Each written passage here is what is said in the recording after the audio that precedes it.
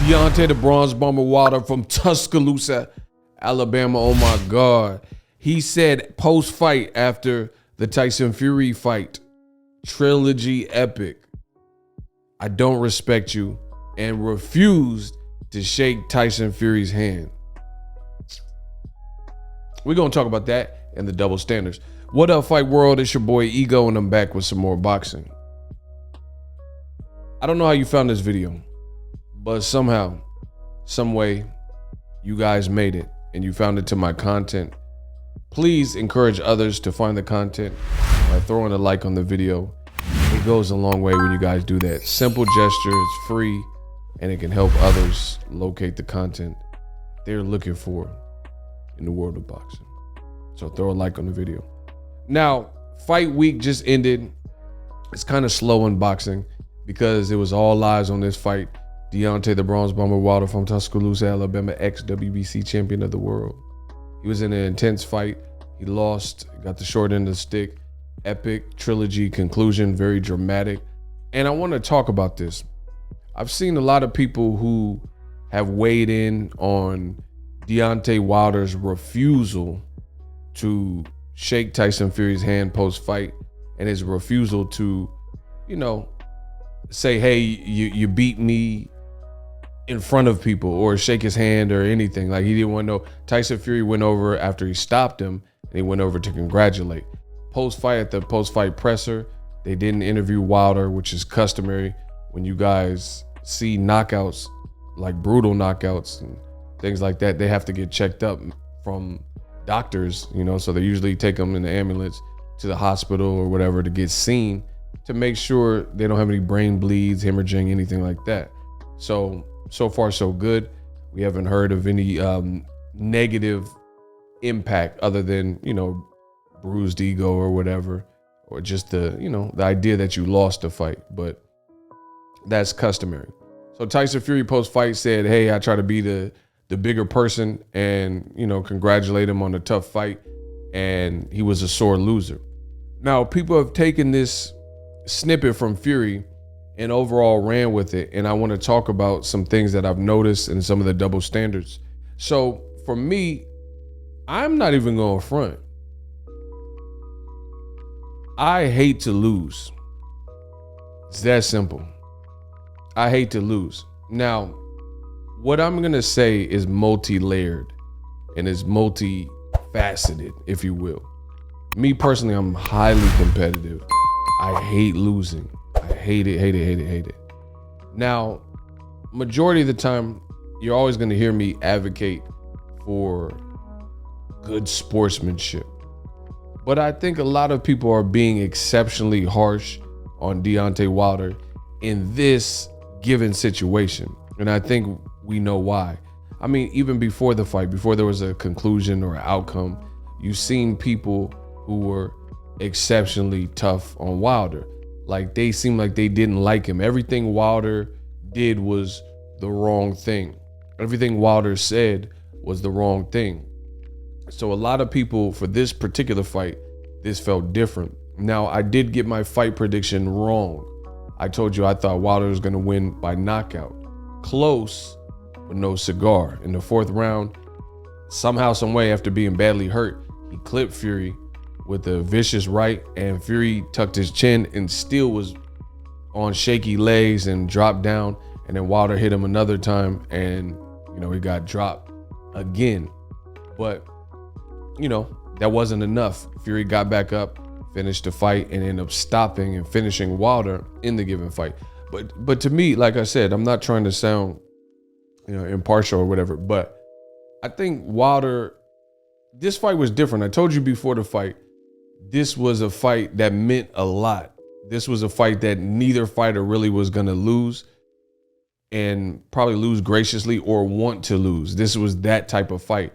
There was so much venom and vitriol and animosity between the two camps, mostly the fighters themselves. And they both promised knockouts, and only one person delivered it, and that's Tyson Fury. So congrats to him.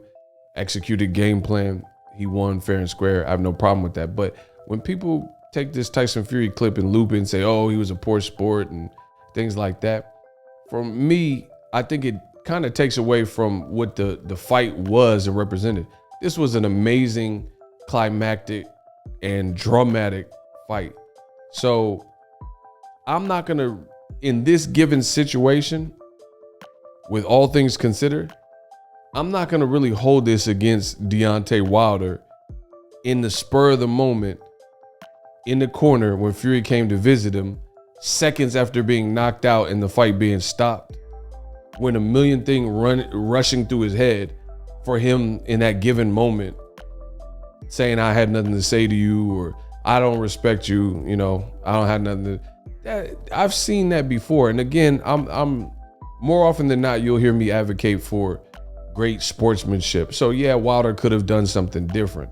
But the reason why I think people are over exaggerating this and making this into something way bigger is because of their disdain for Deontay Wilder. They're saying he made excuses, and then post-fight Fury said what he said, and he said that Wilder is a sore loser and I did my part. So people just took that and ran with it. But we're talking about two guys that really didn't like each other, two guys that pushed each other in 3 fights to the brink. This was a fight that I told you again before the fight even took place. Nobody wanted to lose this particular fight. So for me, I think it's a bit overstated that Wilder didn't actually, you know, dap him up or say good fight, good fight. The other thing is, I'm not big on, the UFC does this probably the worst. I'm not big on when the fighter gets knocked out brutally, a bunch of cameras in their face. That happens, whatever. But cameras in their face and people trying to interview them and things like that. So I think it gets lost in translation. And in those given moments, the fighter's probably trying their best to process everything. Based on how Wilder looked in this fight from an early round number, maybe even as early as round 2, 3 when he got dropped, Wilder came out very strong and almost full of venom and hatred, and he was boom, these vicious body shots. Tyson Fury didn't drop and withstood that for the first round. Second round, Tyson Fury opened up a little bit more. By the third round, for sure, Wilder was dropped 2 times, and Deontay Wilder, he looked like he was extremely gassed and extremely fatigued. I think it's very safe to say that Deontay Wilder was concussed. After I don't even know how he knocked, they're just a testament to the guy's heart, because I don't even see how he knocked Fury down, because it was in that third round, it was looking like, oh man, this could be over for Deontay Wilder. It was like edge of your seat entertainment, right? And somehow, some way, that I think it was the next round after that, he came back savage, and he looked like he was on unsteady legs for the remainder of the fight. And it looked like he was tired for the remainder of the fight. I don't know exactly what went wrong. He got clipped, concussed. I think, to be honest, you would have to ask him. But in my opinion, I think it was a culmination. For one, he came out with like this anger. This is the guy I've been visioning and picturing fighting, and all the bad blood. And I think he cheated me in the second fight, blah, blah, blah. And the pandemic, just all that rage. So that's draining to carry the hate in your heart, and it takes a real cerebral person to have that neutrality or just remain calm in those given situations. So I think his energy was exerted a lot by that, by having so much rage that he wanted to get out, and finally waiting, it made him maybe nervous or jittery to the point where he's like, you know what I mean? Like when you have a energy drink and you feel jittery or something. That, the added bulk, and then of course getting hurt by Tyson Fury. So fair play to Tyson Fury. But I just think ultimately too many people are making a big deal and saying that, oh, bad sportsmanship. And this is not the first nor the last time we'll see this. When fighters go through it, I mean, they're gonna be visibly upset and hurt, especially on a fight like this. This was like for all the marbles, so to speak. And they didn't like each other. He accused him of cheating, and he probably felt like he let people down even though he didn't. You know what I mean? And the double standard I want to get to is Gennady Golovkin. Hey, no, guys, This is Gennady Golovkin after the Canelo fight. And you guys see, Gennady Golovkin storms away from post-fight interview after a controversial Canelo loss. So you see his face. This is the status of Triple G's face after the Canelo second fight. He feels he won, or some fighters and fans feel like he won, but this is his face after the Canelo fight. Payday, you want payday? I know that. And Triple G was so visibly distraught losing his first professional fight that he just stormed out, and he wasn't really feeling no post-fight interview. And it happens. And I never seen Triple G get admonished like Wilder gets. Same thing happened with Adrien Broner. When Adrien Broner lost to Maidana, that was his first pro fight, you know, and he didn't want to do a post-fight interview. He was just probably distraught. He was super lit at the time, and you just got crushed by Marcos Maidana, a big puncher, and you were badly hurt. So, like I said, for me, in situations like this is not like somebody just lost a decision fair and square and they mad. These are the people who were, Broner was clearly hurt by Maidana, you know, and he was clearly hurt that he lost his professional fight for the first time. Same thing with Wilder. This was his second professional loss, but it just meant so much. Same thing with Triple G. So it's just funny that you see what are the common denominators between Broner and Deontay Wilder. You can let me know that in the comment section. But when it came to those two, Broner and also Wilder, I seen this heightened sense of awareness about, oh, how they didn't do a post-fight interview. They were badly hurt in both of these fights.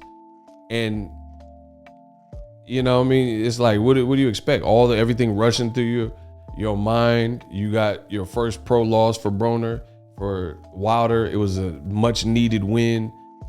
It's kind of like you're trying to prove that he cheated in the last fight, and then you lost this fight even worse by going out on your shield, like a bigger knockout. You know what I mean? Triple G, for his sake, for his case, Triple G was hit with some hard shots, but he wasn't knocked unconscious. I don't know if he had a concussion. Wilder for sure had a concussion, and probably Broner. So it's just like, we got to keep it even Steven when it comes to these fights. So that's just my 2 cents. I think when the guys are going through fights that are this intense, let's just appreciate what it is. Of course, we like great sportsmanship. That would be nice to see if Wilder and Fury, you know, I guess could bridge the gap or whatever, but it's just not realistic. At the end of the day, I think people, they treat boxers like they're video games. You know, these are, at the end of the day, at the heart of it, they're still human. They're humans with regular human emotions and human things. This is his sworn enemy, his rival, and he just got bested, and probably has a million things on top of being concussed going through his head. So it's just like, to me, that wasn't a big deal. That's why I didn't make a video until things calmed down. And, you know, I just want to gather my thoughts. Subscribe to the channel, like my video, let me know how I did in this video. I'm out.